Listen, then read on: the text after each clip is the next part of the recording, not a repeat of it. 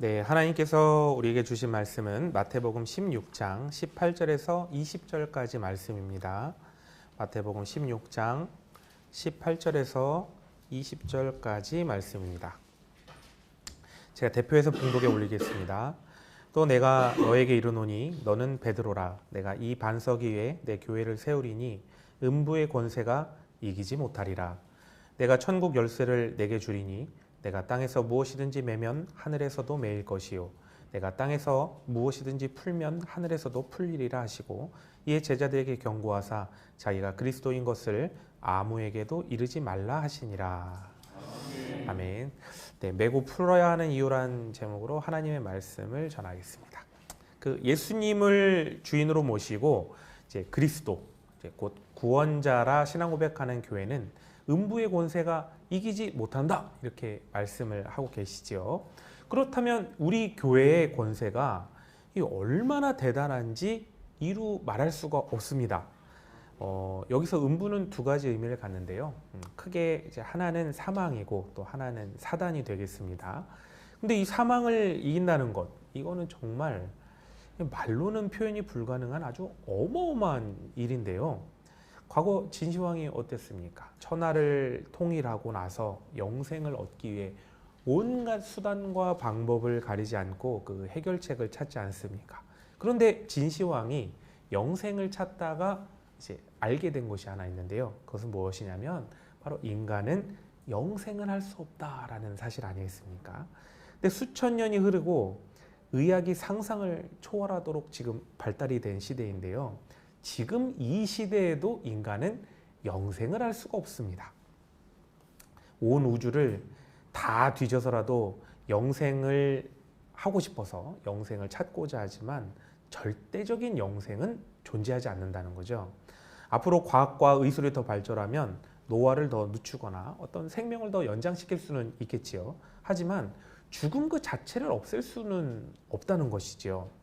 정말 먼 미래에 사람들이 역사를 공부하면서 옛날에는 사람도 죽었었대, 이런 말을 할 리가 절대로 없다는 것이죠.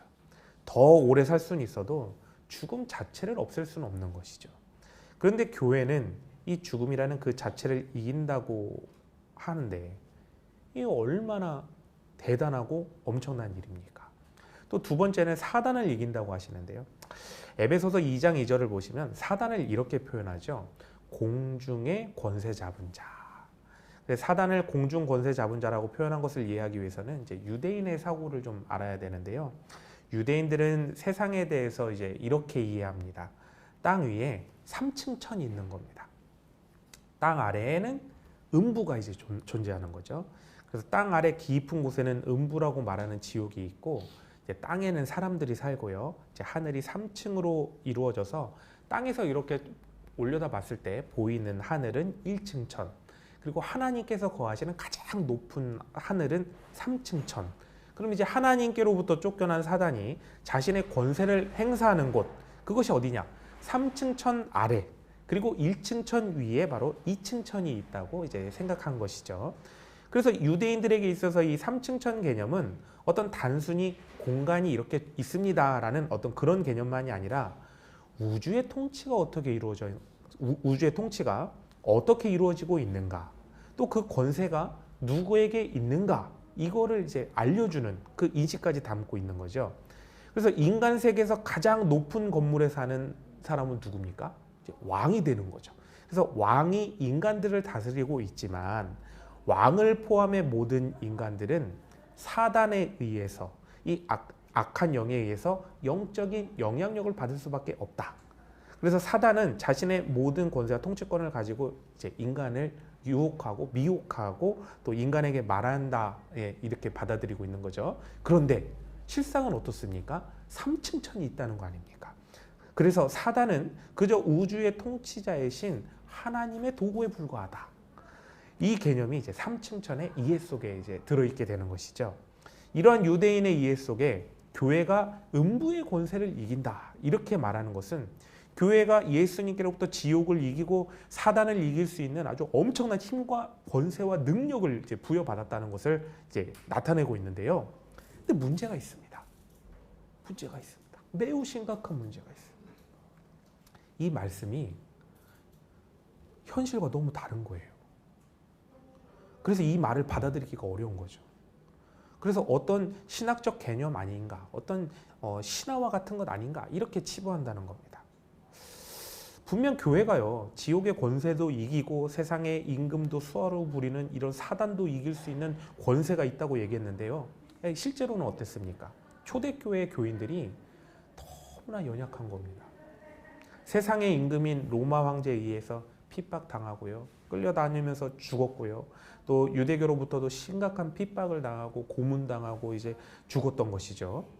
예수님께서는 음부를 이기는 큰 권세를 주셨다고 했는데 실제로는 음부를 이기는 것이 아니라 음부에 의해서 지게 되는 것이었죠. 그래서 기독교인은 왜 이렇게 힘이 없고 가진 것이 없고 고문당하고 죽어야 되고 살기 위해서 숨어야 했을까? 도대체 그 주셨다는 큰 권세는 어디 있고 기독교인의 승리는 어디 있을까?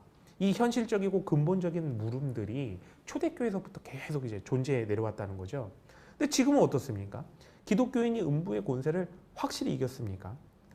아니죠. 여전히 변형된 상태로서 교회를 누르는 것처럼 보이고 있다는 것입니다. 예를 들어서 교회가 그렇게 큰 권세가 있다면서 나는 지금 무엇을 가지고 있고 또 나는 무엇을 행사하고 또 무엇을 누릴 수 있는가? 왜 비기독교인보다 못한 삶을 살고 있을까? 왜 세상에서 여전히 고통 가운데 살아야 할까라는 그런 질문들을 이제 하게 된다는 거죠. 이러한 질문을 하게 된 것은 유대인이 정치적 메시아를 기다린 것처럼 세상적 관점 또 세상적 성공을 기독교의 목표로 볼 때 생기는 큰 오해 중에 하나입니다. 그래서 진정한 기독교인이 되기 위해서는 신앙인이 가진 권세는 정확히 무엇인가? 또 어떤 목표를 이루어야 하는가?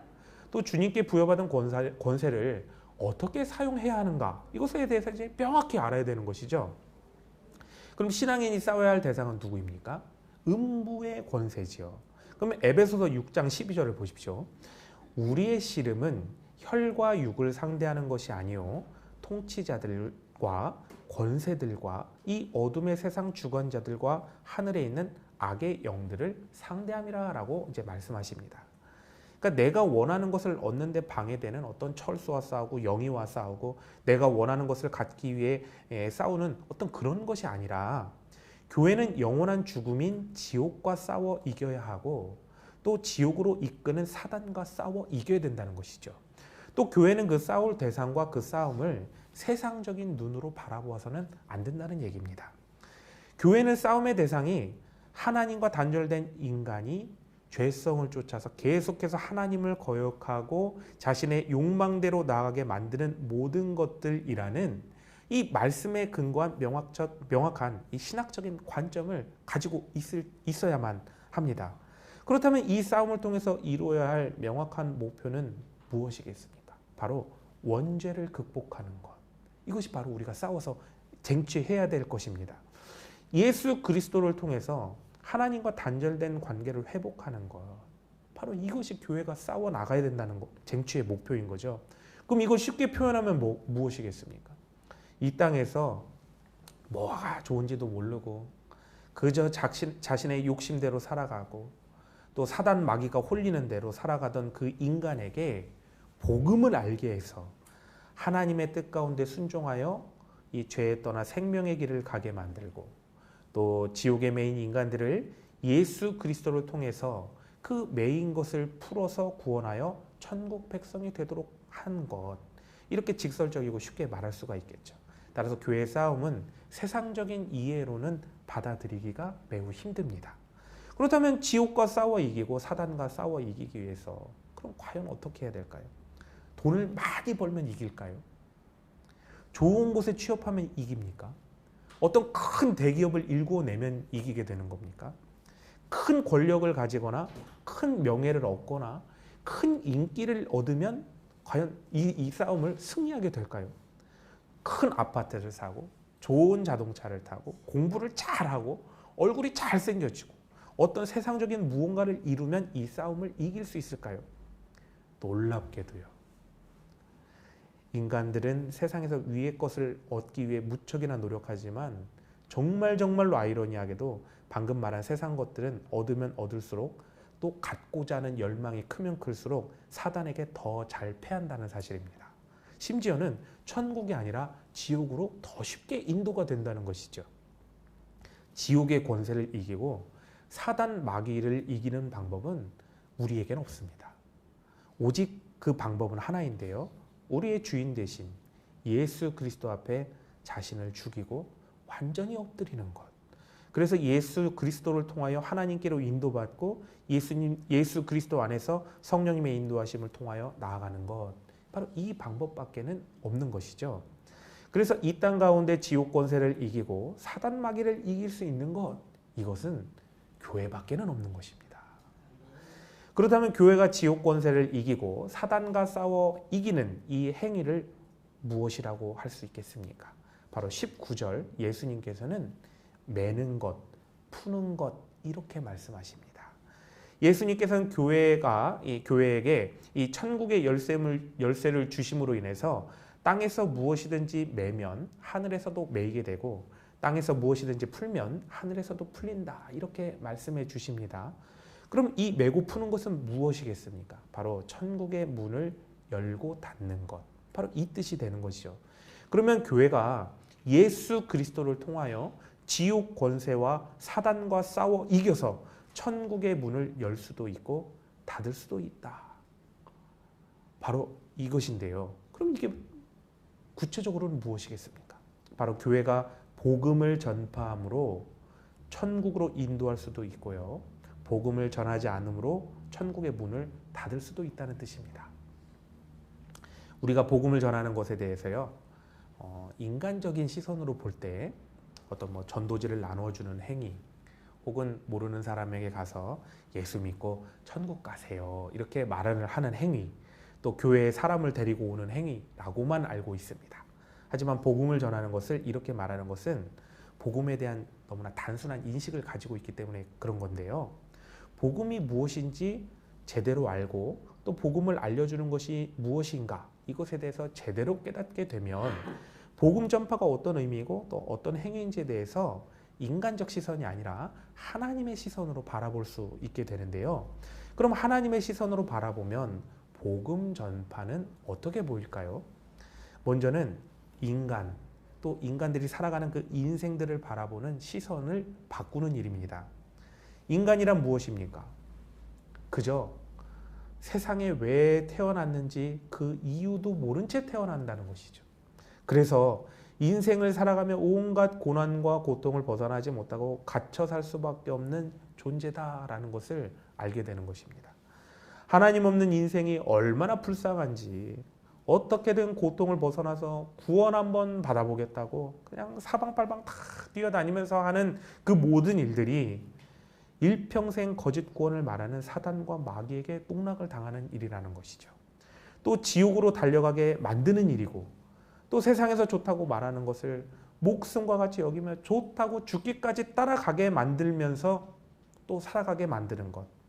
또 알지도 못하고 해결책도 아닌 그 구원을 찾아서 평생을 찾아 잘못된 곳을 헤매게 하고, 그러다 결국엔 찾지 못하고 죽음을 맞닥뜨리고서는 결국 지옥에 갇혀서 영생 무궁토록 지옥불의 고통 속에 살아야 되는 너무나 불쌍한 인간을 그 인간의 존재로서 제대로 볼 수 있게 되는 것이죠. 그럼 그 인간에게 복음을 전한다는 것을 하나님의 시선으로 또 바라보면 어떻겠습니까? 한 인간의 태어남이 천국의 영생으로 초대받았다는 것을 알려주는 복된 소식을 전해주는 일이 되는 거죠. 인생의 고통과 고난이 하나님과의 단절로 인해서 오게 되었다는 그 근본 원인을 알려주는 일이 됩니다. 또 예수 그리스도를 통하여 하나님을 다시 누리게 되므로 죄에서, 사단과 마귀에서, 또 모든 걱정과 근심과 두려움에서 세상을 이기게 하고 승리하게 해주는 정말로 기쁜 소식을 전해주는 일입니다. 그리고 죽음을 천국의 시작으로, 천국의 입성임을 알려주는, 하나님 나라에서 영생 복락을 누리게 해주는 일인 것을 알게 해주는 복된 소식인 거죠. 그러니까 복음을 전하는 교회를 하나님의 시선으로 바라보면 어떻게 될까요? 이 세상에 세워진 천국의 대사관, 그리고 교회인들은 천국의 대사들.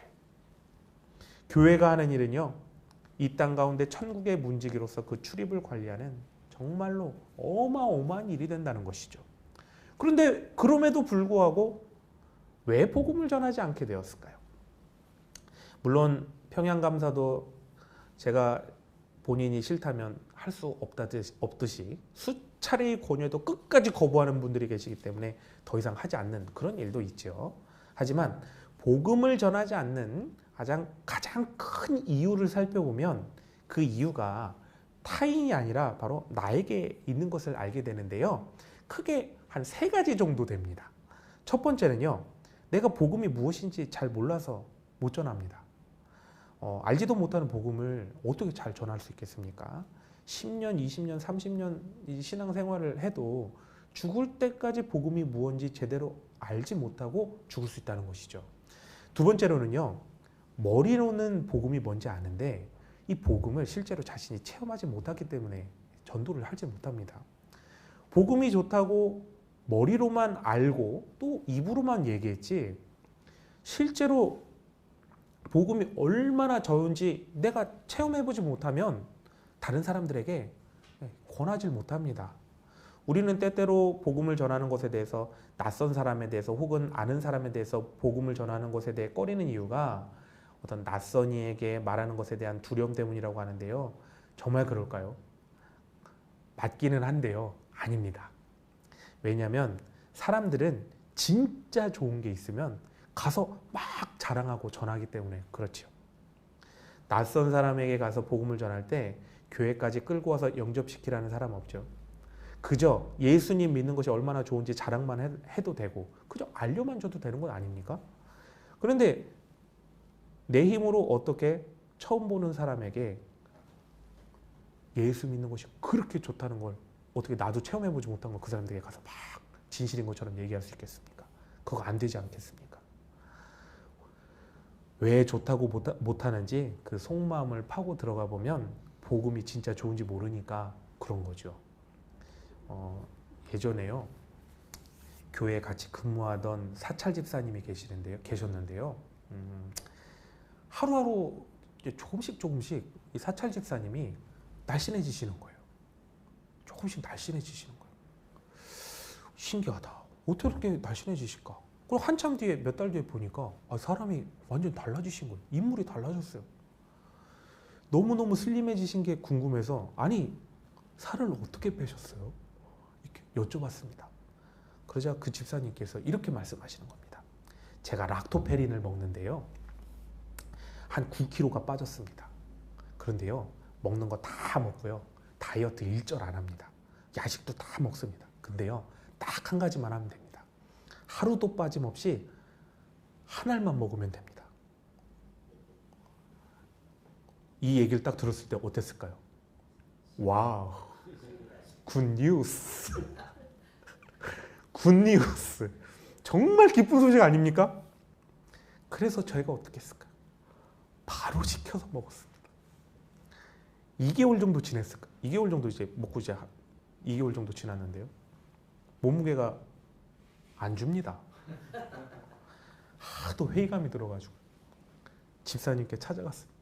집사님, 살이 이제 안 빠져서 포기하랍니다. 그랬는데요.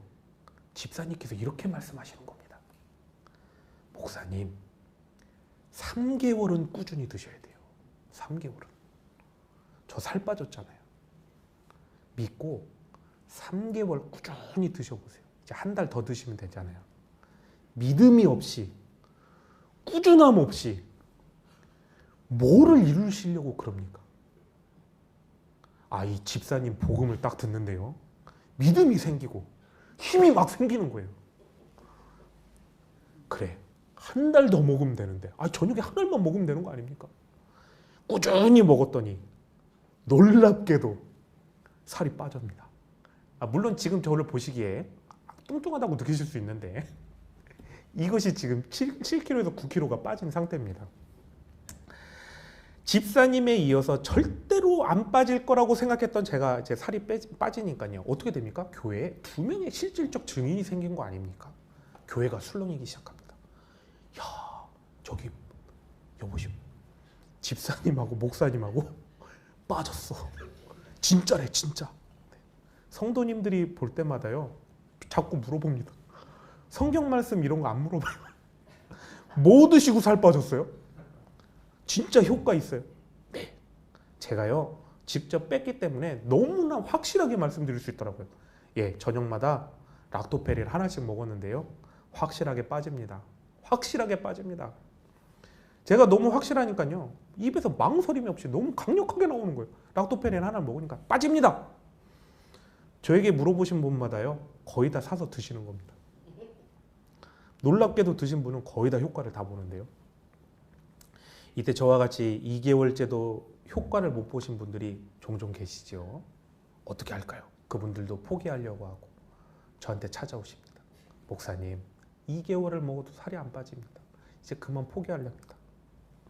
그때 저는 확실하게 집사님께서 저에게 나눠주신 복음을 전했습니다. 집사님, 3개월은 꾸준히 드셔야죠. 어떻게 믿음 없이 살을 뺄 수가 있습니까? 그렇게 효과 못 본 분들도 꾸준히 3개월째 드시면서 하나둘 효과를 다 보기 시작하셨고 수많은 간증들이 이제 교회에 쏟아지는 겁니다. 그렇게 약이 날개 덮친 듯이 엇팔리기 시작하는 거죠. 복음이 이렇습니다. 복음이 이렇습니다. 내가 먼저 복음을 체험해야 되죠. 예수님을 통해서 어떤 변화를 받고 성령 충만의 역사를 체험해야 됩니다. 그렇게 확실하게 체험을 하게 되면 어떻게 될까요? 사람들이 변화된 나를 볼 수밖에 없어요. 변화가 돼서 기쁨이 넘치면 사람들은 반드시 비결을 물어보게 됩니다. 왜일까요? 세상은요, 너무나 기쁘고 행복하게 살고 싶어 해요. 세상 사람들은. 그래서 기쁨의 삶을 살고 싶고 또 용서의 삶을 살고 싶고 섬김의 삶을 살고 싶고 사랑의 삶을 살고 싶은데 어떻게 그게 안 궁금하겠습니까? 세상 사람들은 하루 즐겁자고 몇 주 즐겁자고 조금 더 지금보다 나은 삶을 살자고 얼마를 쓰는지 아십니까? 맛집만 한 번 찾아가도 수십만 원, 수백만 원 씁니다. 해외여행 한 번 가면 수천만 원 막 씁니다. 그런데 인생이 변화되고요. 가정이 변화되고요. 사람 자체가 변하게 되는데 그걸 자기들 눈으로 직접 보는데 아니 어떻게 안 궁금하겠냐고요. 근데 이때 비결을 물어볼 때 복음을 체험한 전과 후는 너무나 확연히 다릅니다. 내 입에서 나오는 말의 힘이 달라지죠. 왜냐하면 진짜는 강력하게 선포되기 때문에 그렇습니다. 하지만 복음의 체험을 못 해본 사람들은 복음의 실제가 없으니까 말에 힘이 없습니다. 복음이 좋아요? 예수 믿으면 좋아요? 물어보면 뭐라고 대답할까요? 좋아요. 체험해보지 못하면 절대 강력하게 얘기할 수가 없습니다. 복음의 실제를 체험해보지 못하면 주워 들은 얘기를 할 수밖에 없기 때문에 절대로 강력한 복음을 전할 수가 없습니다. 세 번째로는 미움인데요. 미우면 복음이 전해지지가 않습니다. 아니 솔직히 말하면 복음을 전하고 싶지 않습니다. 복음만이 아니라 그 사람과는 어떤 그 상관을 하고 싶어지 하지 않아지지요. 그래서 관계가 단절되니까 복음도 단절이 됩니다. 그런 면에서 이제 하나 또 예화를 하나 들려드릴 텐데요. 목회자와는 좀 좋은 관계로 지내셨으면 좋겠습니다. 코로나 때인데요.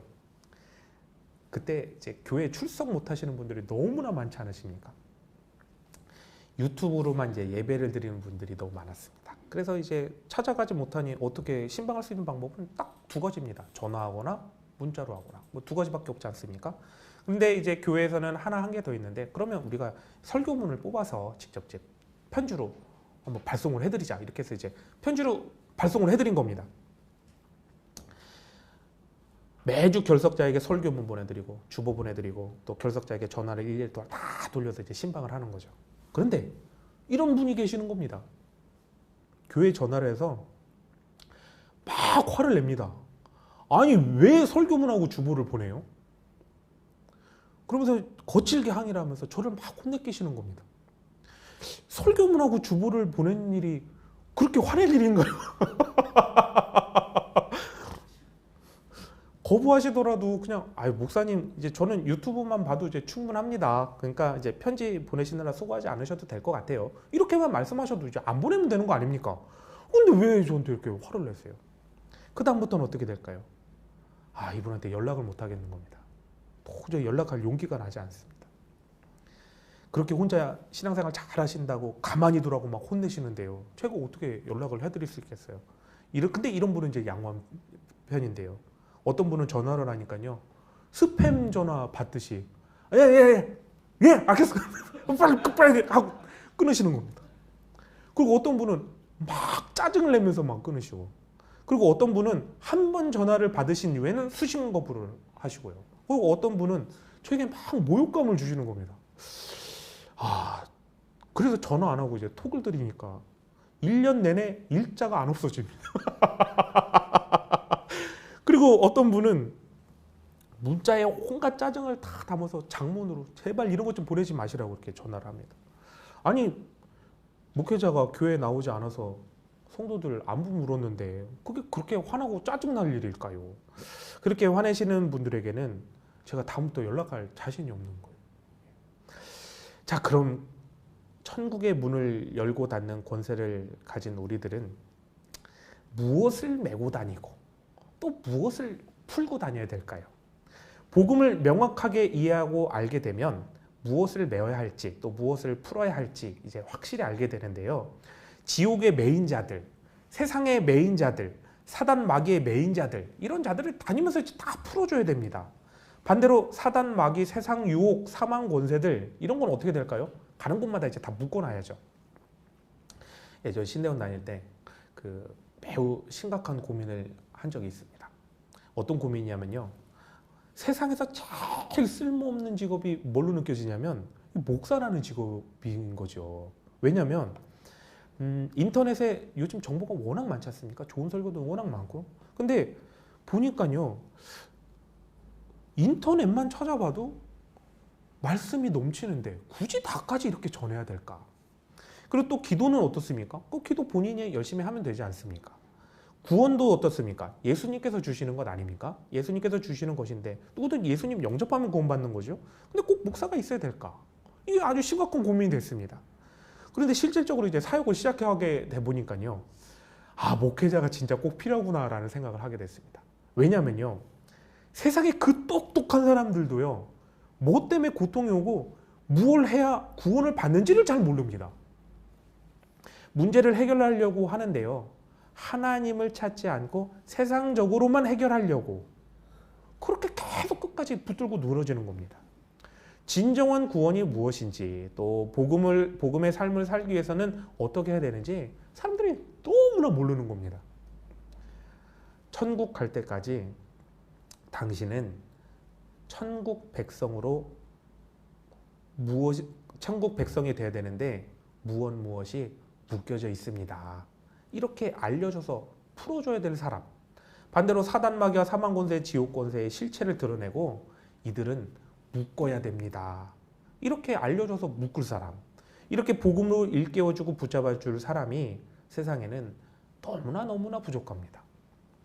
사랑하는 성도 여러분, 우리는 복음의 능력과 권세를 가진 어떤 천국의 문을 열고 닫는 그런 능력의 사람들입니다. 그래서 진정한 복음을 알게 되면 이제 두 가지가 확실하게 보이게 되는데요. 하나는 나를 비롯한 사람들이 지금 어디에 매여 있는가 이것이 확실하게 보이게 됩니다. 세상에 매여 있는지 사단 마귀에게 매여 있는지 사망에 매여 있는지 확실하게 보이게 되는 것이죠. 오직 복음만이 자신이 무엇에 매여 있는지 모르는 사람들을 풀어줄 수가 있습니다. 또 오직 복음만이 자신을 사망과 지옥으로 끄잡아 당기는 그 죄의 올무에서 풀어줄 수 있게 되는 거죠. 그래서 우리는 가는 곳마다 좀 풀어봤으면 좋겠습니다. 막 싹둑싹둑 복음으로 사람을 올가매고 있는 그 죄의 사슬들을 가는 곳마다 풀어주는 겁니다. 그러기 위해선 제일 먼저 뭘 해야 될까요? 가정 예배를 통해서 죄의 사슬을 끊어줘야 될 것 같습니다.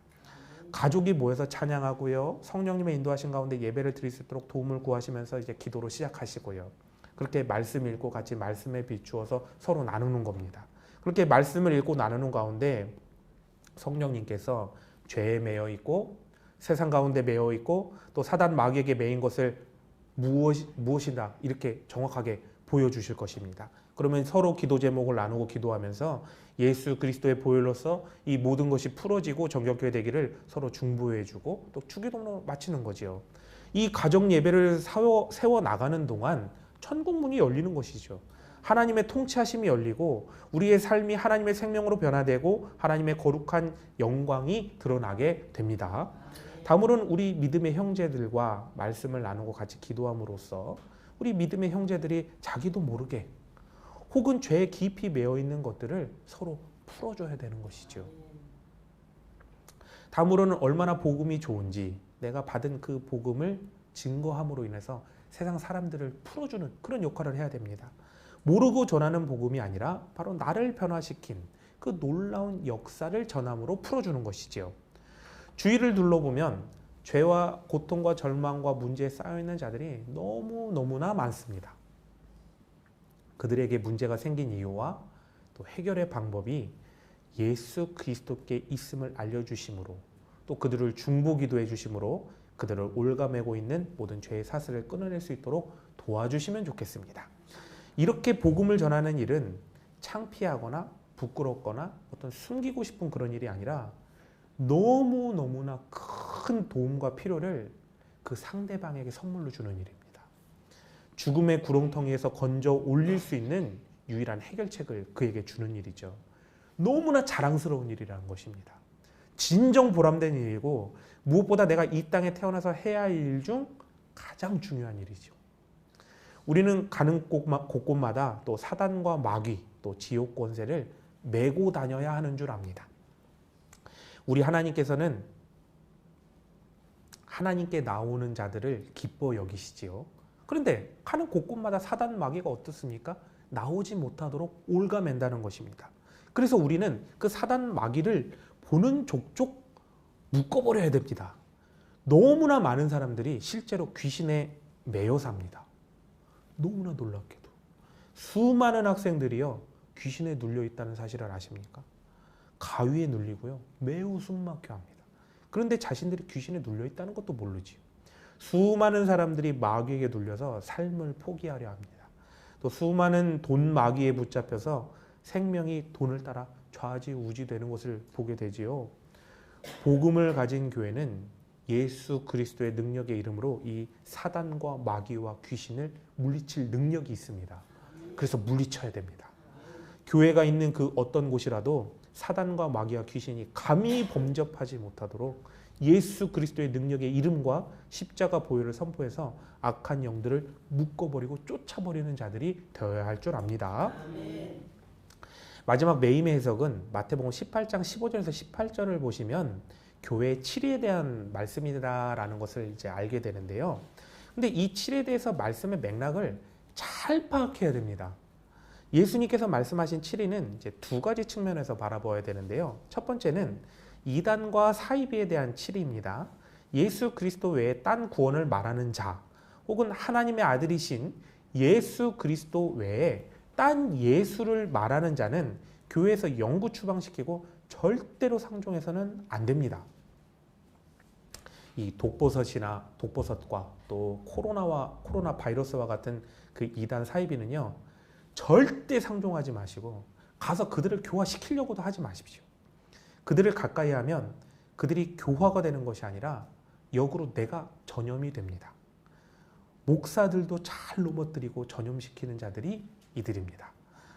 절대로 상종도 하지 마시기 바랍니다. 두 번째는 교회 존속을 위한 7위인데요. 교회라는 조직이 유지되기 위해서는 교회의 규율을 무너지게 할 수 있는 죄인이라든지 또 혹은 교회의 7위를 따르지 않는 자들을 정죄해야만 합니다.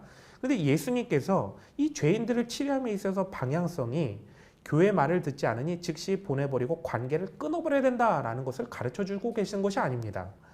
이 죄인들이 회개하여 돌아올 수 있도록 매우 조심스럽게 접근하고 이 모든 일들을 진행해야 된다라고 말씀하고 있는 것이죠. 근데 그럼에도 불구하고 교회의 치리를 거부하면 이제 내어 쫓으라는 것인데요. 여기서 매우 중요한 한 가지 조건이 있다는 것이죠. 무엇이냐면요. 치리하는 교회는 하나님의 통치를 대신하여 행하는 일이기 때문에 반드시 이 치리에는 하나님의 뜻이 담겨 있어야 된다는 전제 조건이 들어있는 것입니다. 만약 치리가 그저 목사의 생각이거나 뜻이다, 혹은 어떤 당회의 뜻이다 라면 절대 안 된다는 것입니다. 진정 이 치리가 하나님의 뜻임이 확실할 때 하나님의 뜻대로 치리가 이루어져야 된다는 것이죠. 따라서 기도하지 않는 교회, 말씀 가운데 바로 서 있지 않는 교회에서 내리는 그 하나님의 뜻이 분명치도 않은, 그 확실치도 않은 그 치리는 치리를 할 생각도 또 치리를 해서도 안 되는 것이죠. 반대로 기도하지 않는 자, 말씀 가운데 바로 서 있지 않은 자가 교회에서 치리를 당했을 때는 그 치리에 항명하지 말고 그 치리를 받아들여야 됩니다. 왜일까요? 바로 교회의 치리에 불응하여서 대적하는 것은 하나님의 말씀을 거역하는 일이기 때문에 그렇지요. 그래서 교회는 치리를 할 수 있다는 그 예수님의 말씀을 교회에 적용하게 될 때 교회는 교회의 뜻을 따르지 않는 자를 치리해야겠다를 먼저 생각해서는 절대 안 됩니다. 교회가 치리를 할 수 있다는 말을 들었을 때 가장 먼저 해야 될 일이 무엇일까요? 그거는 바로 교회가 예수 그리스도의 말씀 위에, 하나님의 말씀 위에 바로 서 있는가, 그것을 먼저 보아야 된다는 것이죠. 교회를 치리할 수 있는 상태가 되어야 하고 그렇게 유지해야겠다라는 인식이 먼저 교회에 있어야 된다는 것이죠. 교회는 치리를 할 수 있는 하나님의 뜻을 아는 교회여야 하고 하나님의 말씀 가운데 바로 서 있는 예수께서 주인 되시고 예수님의 몸된 교회로 세워져 있어야 되는 것입니다. 목사도 장로도 교인도 하나님의 뜻을 모르면서 하나님의 뜻과 법이라고 치리를 하고 또 반대로 치리를 당하면 어떻게 되겠습니까? 천국의 문을 열었다 닫았다 하는 그런 일이 되는 것입니까? 아니죠. 이건 서로 열고 닫다가 서로가 문 사이에 끼어서 옴짝달싹 못하게 되는, 서로가 서로의 천국 문을 닫아버리는 일이 되게 됩니다. 회전문 아시죠? 회전문은 돌아갈 때 방향이 있지 않습니까? 이 방향을 따르지 않고 그 안에서 서로가 각자 가고 싶은 방향으로 회전문을 서로 밀고 있으면 어떻게 됩니까? 회전문은요, 딱 하고 멈춰버립니다. 문이 멈추면 어떻게 될까요? 그 안에 누구도 꼼짝 못하고 갇혀버리게 되는 것 아니겠습니까? 사랑하는 성도 여러분, 2023년 이제 2주밖에 남지 않았습니다. 세상 사람들은 이런 연말에 한 해를 잘 마무리하고 새해를 준비한다고 무엇인가를 이제 열심히 메고 또 한편으로 또 열심히 이제 풀고 있습니다. 연말 막년회도 하고요, 또 신년을 맞이한다고 신년회도 하고요, 또 여러 가지 일매짐도 하고요. 또 영적으로는 교회 다니시는 분은 안 하시겠지만 이제 살풀이 하지 않습니까? 살풀이. 근데 살을 왜 풉니까? 뱃살 빼는 것도 아니고 사단마귀에 가서 애군을 왜 걔네들한테 풀어달라고 합니까? 걔네들이 애군을 풀어주겠어요? 논리적으로 잘 살펴보면요, 무당한테 가서 복채주고 애군을 풀어달라고 하면 그 사람이 풀어주겠습니까? 저 같아도 안 풀어줍니다. 더 얽히게 하는 거죠. 더 얽혀야 더 많은 돈 갖고 오는 거 아니겠습니까? 논리적으로 생각해봐도 안 되는 건데 더 지옥에 묶일 살풀이를 왜 하는 것입니까? 기독교인이 풀어야 될 것은 무엇일까요? 복음입니다. 우리 모두 복음으로 하나님께 나아가지 못하는 것을 천국 갈 때까지 잘 푸는 그런 사람이 되면 좋겠습니다. 그리고 가는 곳곳마다 사단 말기를 올가매서 내치는 사람이 되면 좋겠습니다. 예수 그리스도의 능력을 받아서 어떤 내가 미워하고 싫어하는 그 사람과 싸우는 데 쓰는 것이 아니라 사단 마귀와 싸울 때 써야 되지 않겠습니까? 2층 천에 사는 이 원수 마귀, 더럽고 추악한 사단 마귀를 가는 곳곳마다 예수 그리스도의 능력의 이름으로 두들겨 패버리고 무찌르고 깨트리고 그냥 산산조각을 내버리는 그런 사람이 되어야 할 줄 압니다. 그렇게 지옥 권세, 마귀 권세를 가는 곳곳마다 묶어버리는 능력의 교회로 서십시다. 이렇게 우리 아름다운 교회는 천국의 역사와 생명의 역사가 불릴듯 일어나는 교회, 마귀 권세를 땅에 떨어뜨리는 능력의 역사를 일구어내는 그런 교회가 되기를 간절히 소망합니다. 한 주간 살아가시면서 잘 풀고 또 잘 묶는 예수님의 능력의 종이 되시길 주님의 이름으로 축원합니다.